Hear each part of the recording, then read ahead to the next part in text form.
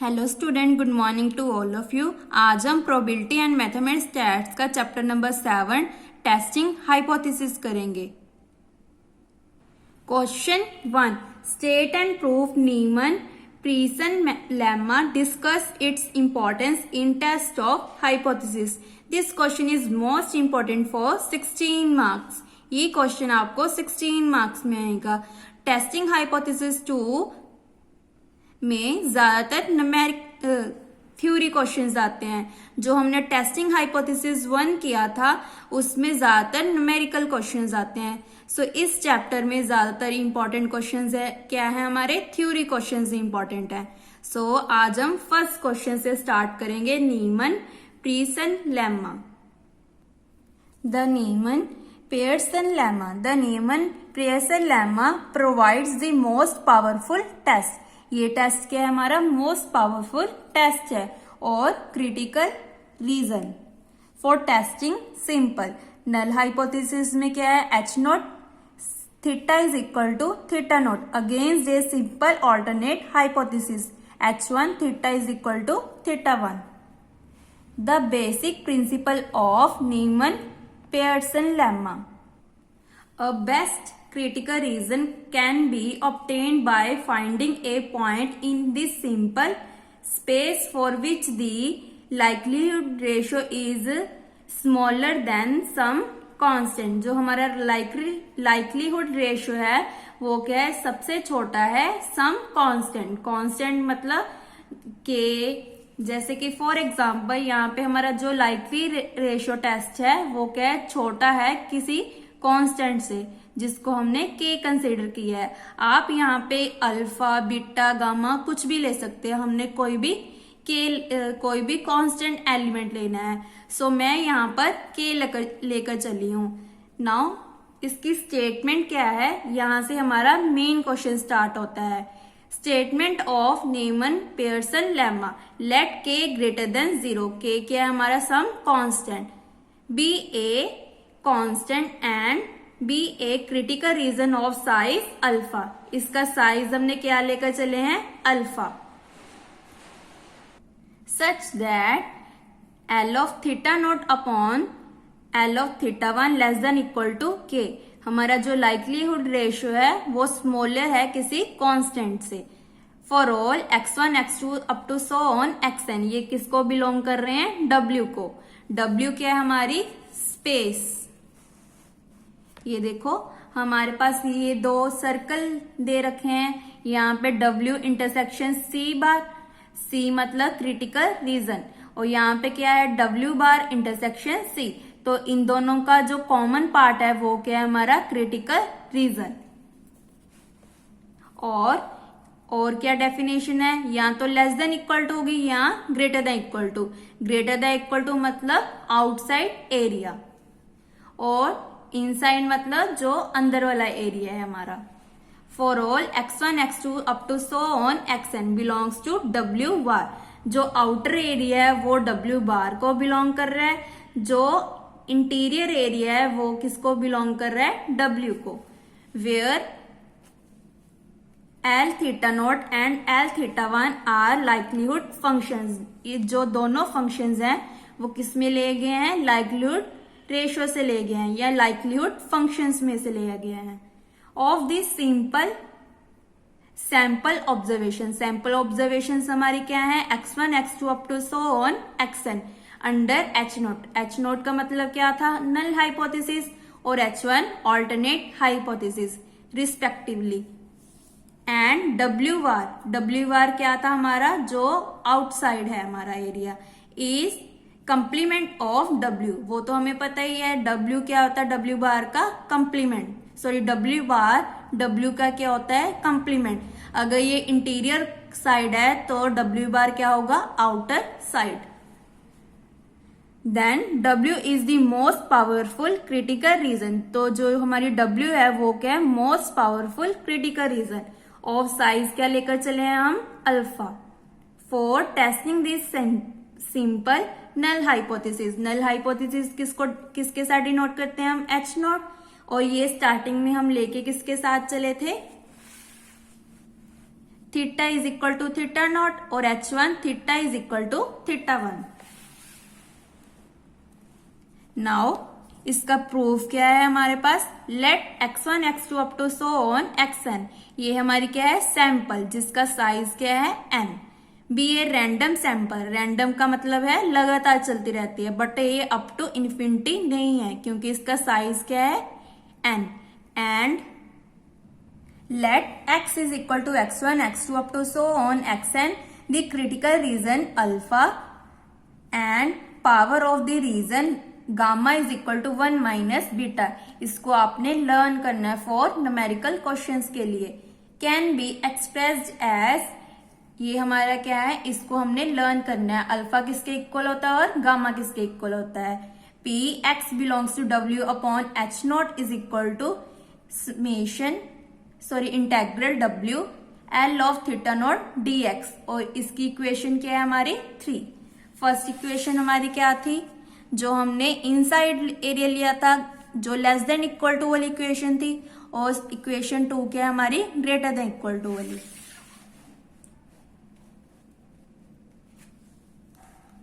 Now gamma is equal to 1 minus beta is equal to P x belongs to W upon h1 is equal to integral W L of theta 1।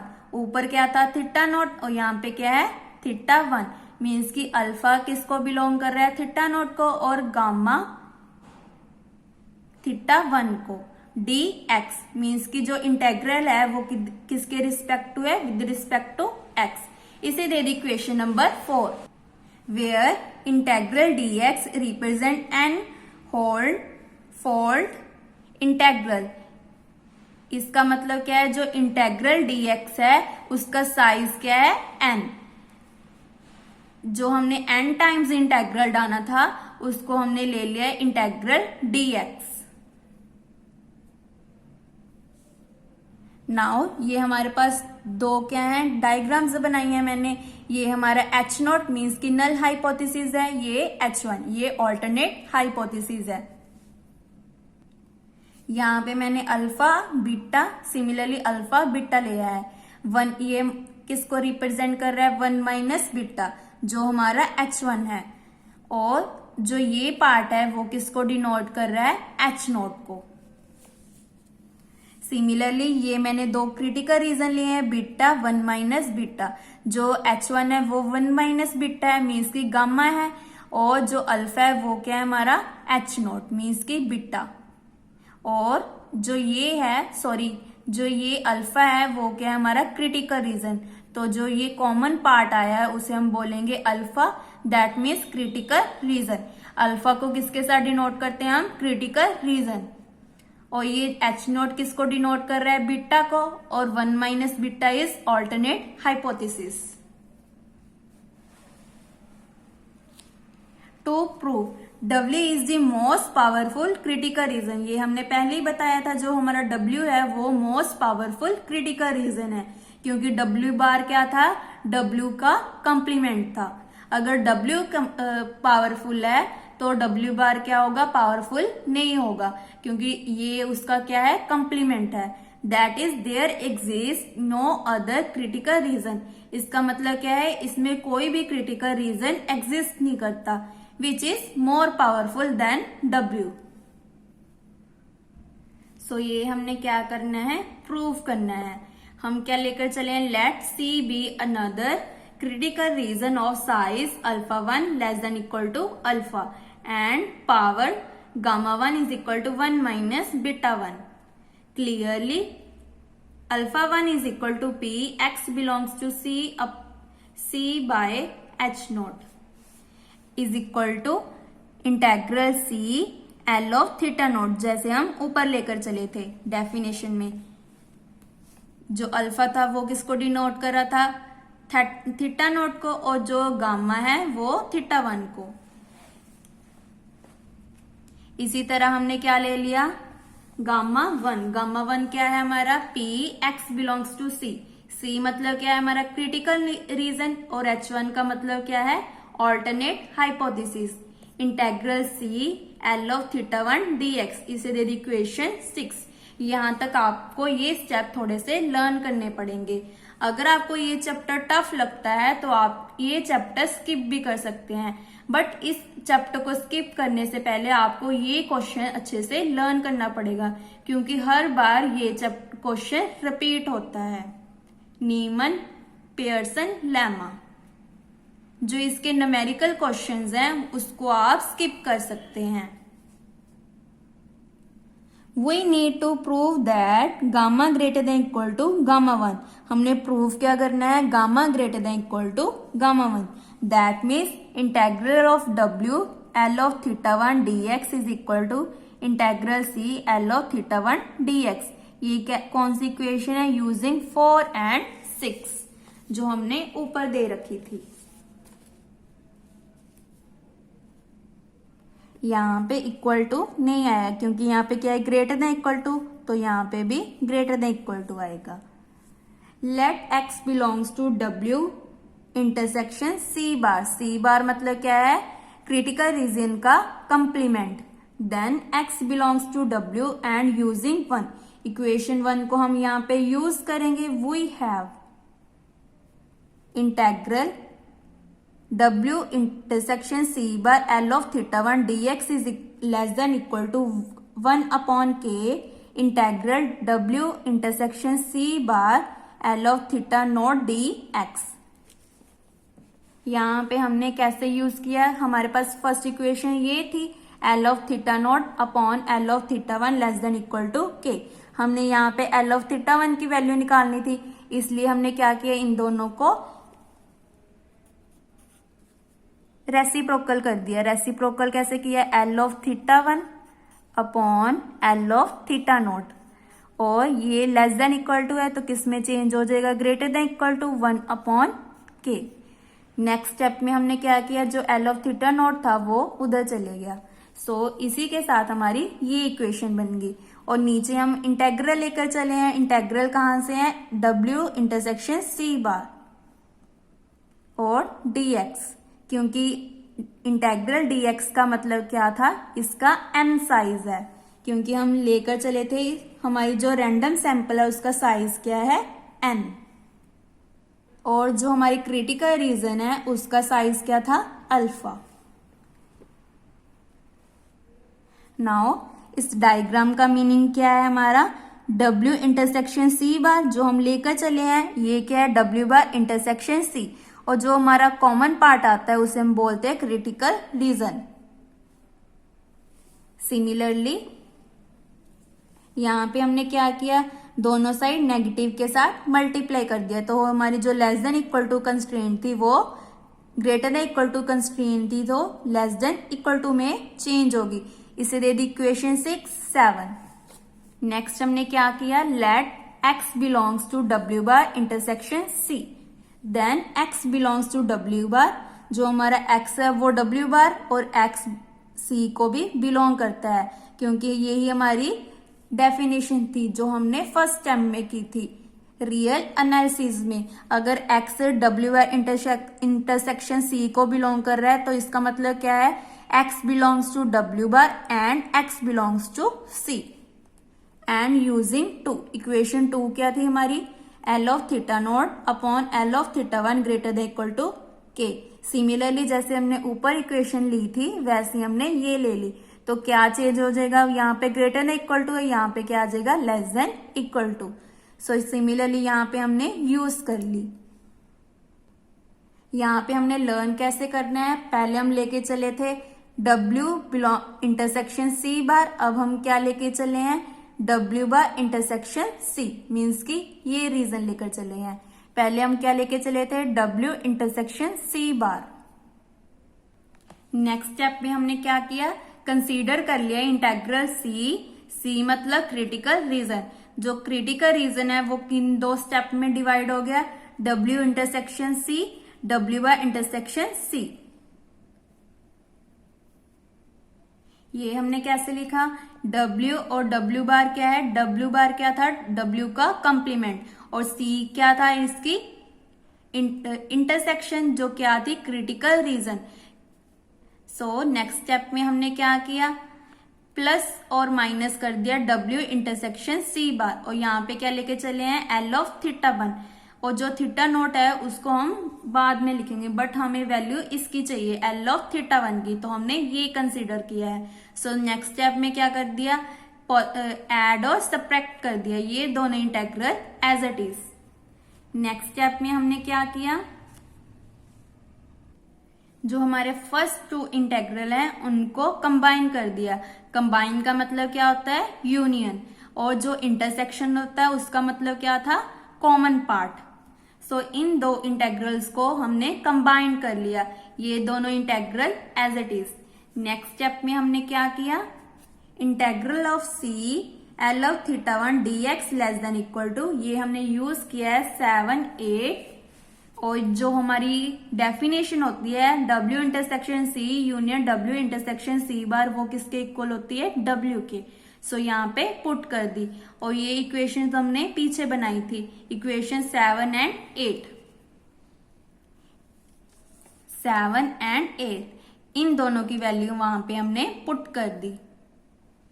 So put करके क्या आ गया, -1/k intersection W intersection C bar, sorry integral W intersection C bar L of theta naught dx plus 1/k integral W bar intersection C L of theta naught dx। Next step में हमने क्या किया, ये integral as it is, ये भी as it is, ये भी as it is, और ये भी integral as it is. Add and subtract 1/k integral W intersection C L of theta naught dx। तो इन दोनों को हमने एड एंड सब्ट्रैक्ट कर दिया, कौन सी side, on right side.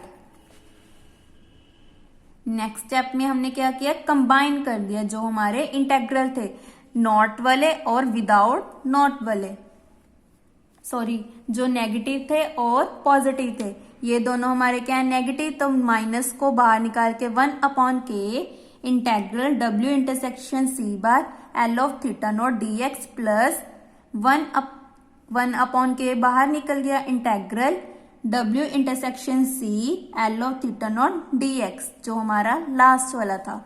Similarly हमने इन दोनों को कंबाइन कर लिया। नेक्स्ट स्टेप में हमने इनकी वैल्यूज पुट कर दी, क्योंकि W intersection C bar union W intersection C equal to W, अगर W बार के ऊपर इंटरसेक्शन आती है तो उसकी वैल्यू क्या होती है, C। C मतलब क्रिटिकल रीजन, और W का मतलब क्या है, स्पेस। नाउ यहाँ पे हमने पुट कर दी। नेक्स्ट स्टेप में इसकी वैल्यू क्या होती है, अल्फा, जो हमने फर्स्ट स्टेप में किया था, इसकी बाय डेफिनेशन, या आप इनको टेक कर सकते हैं, take intersection W L of theta naught dx is equal to alpha integral C L of theta naught dx is equal to alpha 1। जो W वाला है उसको ले लिया अल्फा, और जो C वाला है उसको अल्फा 1, और ये इंटेग्रल एज इट इज। यहाँ पे आप रीजन बनाकर लिख सकते हो। नेक्स्ट स्टेप में हमने क्या किया, ये हमें पता है alpha 1 less than equal to alpha है, क्योंकि अल्फा किसको बिलोंग कर रहा था, W क्या था, हमारी स्पेस, और क्रिटिकल रीजन उसका एक पार्ट था, तो इसीलिए जो अल्फा है वो सबसे बड़ा है, तो यहाँ पे हमने पुट कर दिया।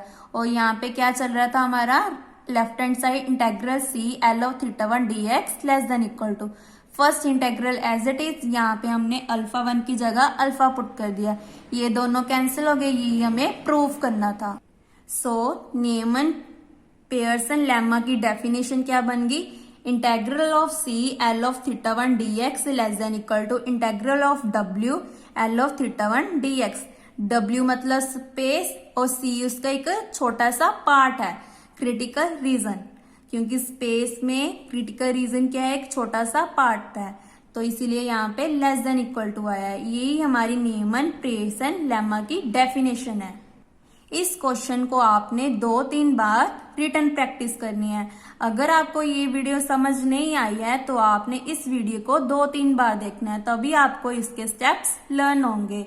अगर आपको किसी भी स्टेप में डाउट हो तो आप मुझे कमेंट कर पूछ सकते हैं। Thank you.